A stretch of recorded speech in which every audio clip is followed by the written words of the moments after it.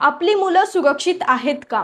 राजस्थानमधील श्री गंगानगरमध्ये 13 वर्षीय 8वीत शिकणाऱ्या मुलीसोबत जे घडलं ते ऐकून प्रत्येक बापाच्या आणि भावाच्या डोळ्यात पाणी येईल, त्यासोबतच अंगात रक्त सळसळेल. 18 जूनला मुलगी बेपत्ता होते. रात्री घरी परतत असताना ती एका ई-रिक्षावाल्याला मदत मागते आणि मदतीच्या नावाखाली तो रिक्षावाला तिला एका हॉटेल मालकाला विकून देतो.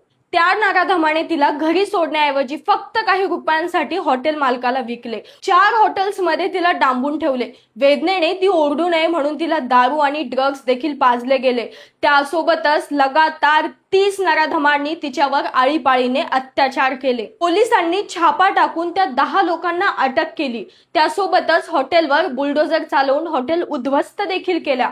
पण प्रश्न हा आहे की फक्त हॉटेल उद्ध्वस्त करून त्या लोकांना जेलमध्ये टाकून त्या मुलीचं उद्ध्वस्त झालेलं बालपण पुन्हा येणार आहे का? अशा नराधमांना थेट फाशीच व्हायला हवी. कायदा इतका कडक असायला हवा की अशी करण्याची हिंमत कोणाला व्हायलाच नको. तुम्हाला काय वाटतंय या घटनेबद्दल कमेंटमध्ये नक्की सांगा. त्यासोबतच हा व्हिडिओ प्रत्येक पालकांपर्यंत पोहोचवा आणि पालकांनी आपल्या मुलांची काळजी घ्या. जय भीम, जय संविधान, जय भारत.